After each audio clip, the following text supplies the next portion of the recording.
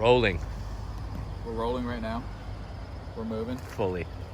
All right, I guess we can do the intro later, right? And we'll just do gear. Trying to just remember what all. Hi, I'm Matt Hammersten, out here with Team Flying Lotus and Latitude 64. Just thought we'd do a quick tips in the rain. We got 5 tips for you. Hopefully you can take this and apply it to your game, and hopefully it helps you. So, Gear. And then we'll just do boom, gear. Yeah, you can do the little smoke gas thing and say gear and then puff away. We will arrange the smoke gas. You know what I'm talking about, right? 100%. Okay. Rolling. All right, so first thing we're going to talk about the gear. And there's lots of different stuff that you gotta keep track of when you're in the rainy round. So obviously the most important thing is your umbrella. This constantly stays over your bag because you do not want stuff to get wet. You can see it's not really raining here much anymore, but it's kind of misting. So it's just kind of sitting next to me right now.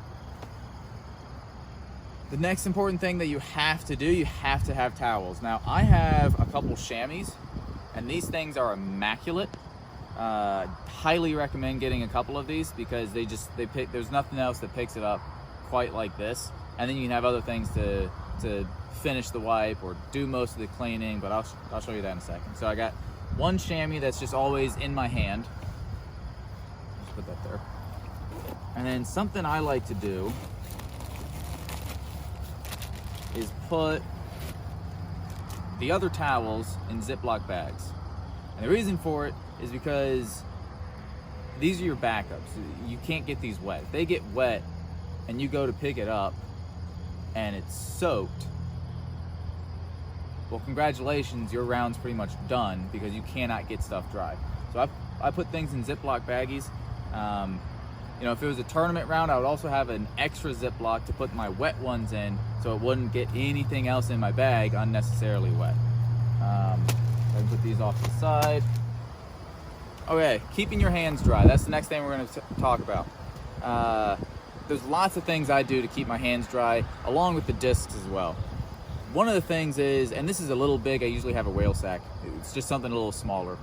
I usually keep one of my birdie bags in my dominant hand's pocket for in my rain jacket. And the reason why is I can hide my hand in my pocket. I know the rain's not getting into my jacket, and any moisture that I had, it's now being dried off from the birdie bag. So I really like doing that, just something small, not too heavy right in there, and it just helps keep your hand dry. I'll put that back in there. The next thing is I constantly have a towel, and I can get a disc out. I constantly have a towel over top of the disc that I'm about to throw, over top of my hand as well. And so no matter how hard it's raining right now, even if this isn't the most driest thing in the world, my hand and the disc are at least not having a bunch of moisture on top of it. And so I can do whatever I want to underneath this towel, but my hand's still dry, it still has a grip, and then once I'm about to throw, I can pull it off and throw, but I gotta do that quickly. So I like having a towel over top of it, and this is not the towel that I use to dry things off with. This is a separate towel that I put solely on top of my disc. That is what this job is. I have other towels to dry other things off, but to keep my hand and disc dry, I have one towel that stays over top of both. And then the last thing, like I said, this sawdust is absolutely magical. If just getting the disc ready, you just take a little bit of it, sprinkle it on top, pat it down, and it is instantly dry. We can then throw that towel on top and you're good to go. Line up your shot, and I haven't had an issue. Next thing we're going to be talking about is disc selection. This changes dramatically for me in the rain, and the reason why, it was a good friend of mine, Simon, down in the Roanoke area that taught me this. But when it's not raining, you like to rip on things and you throw things a little harder. In the rain, things you're colder, you're wet, you're not happy, the disc can slip out of your hand, and all of those things are going to align to making the disc either not fly the way you want it or fly way more overstable than you want it. And so we really want to be focusing on two things. One, nice and smooth form, and two, understable plastic. And so this is my go-to mid. It's just a compass. You can't see the stamp on the compass anymore because it's that old. This is my go-to mid though. This is usually what I'm going to throw if I have a shot that is a mid-range shot for me. In the rain, I'm not going to be throwing this. And the reason why is it's just going to act a little more overstable. I'll probably be throwing a bounty.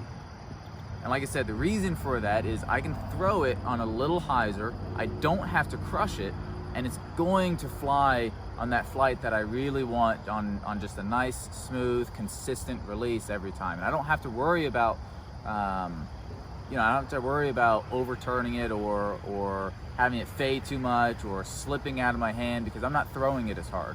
I'm not putting my thumb down as hard as I would with something a little more stable. Same thing with distance drivers. This is a good one. A little shout out to me as well. This is my stable Raider. I put this in to show as an example.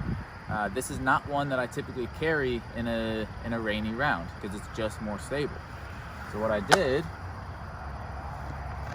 was I put a Ballista Pro that will flip up for me back in my bag.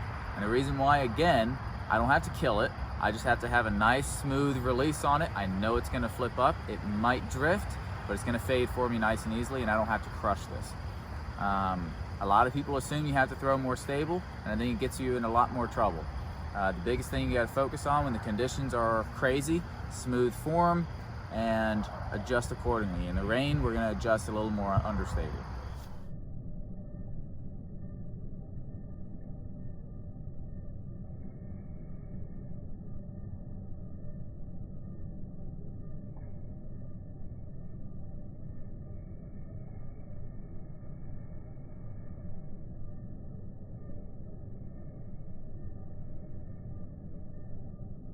Now we're going to be talking about the mental side of playing in the rain.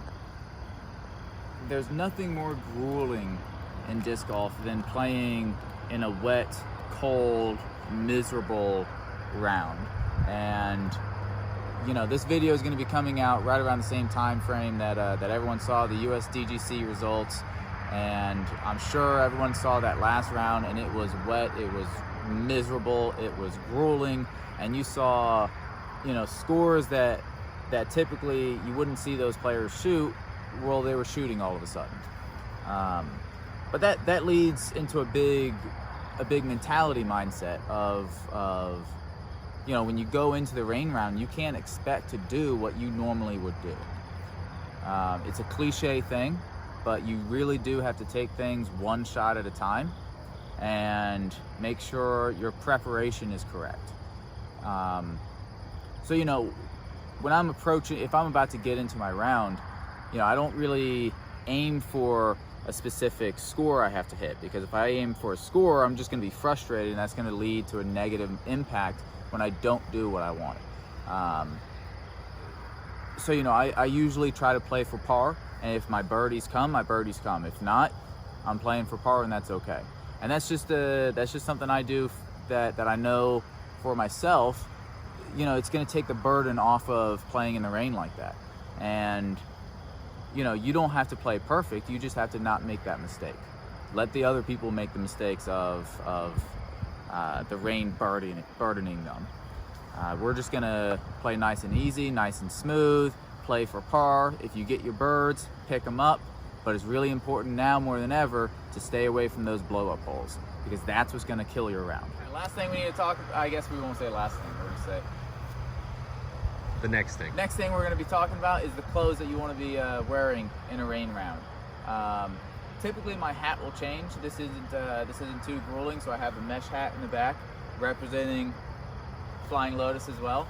But the things that I always have in the rain round, you have to have your raincoat. It doesn't matter what you have underneath. If you have a, I just have another little quarter zip. That's just because I'm a little cold. That part doesn't matter, but you need a raincoat. And the reason why you need a raincoat is going to keep all that moisture off of your body. And that's going to keep you a little warmer and a little more fresh when you get up to the to your next shot late in the round.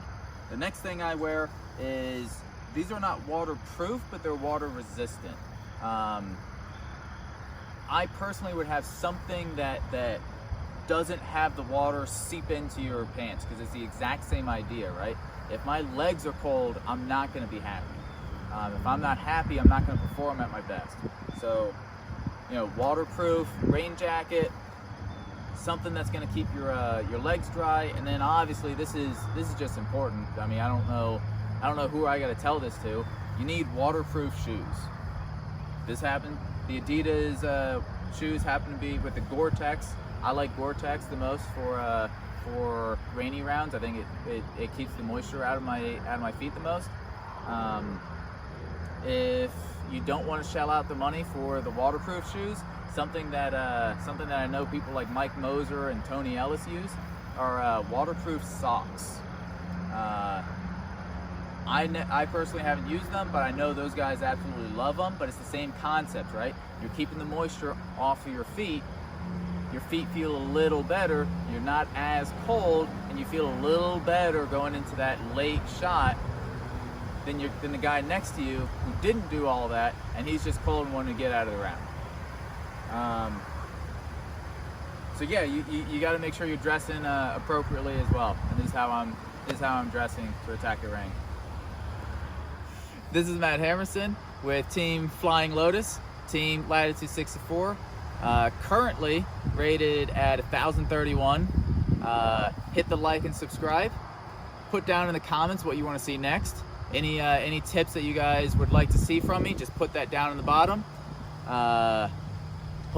Thanks for watching. Hope everybody enjoyed this, and you can take this and apply it to your game.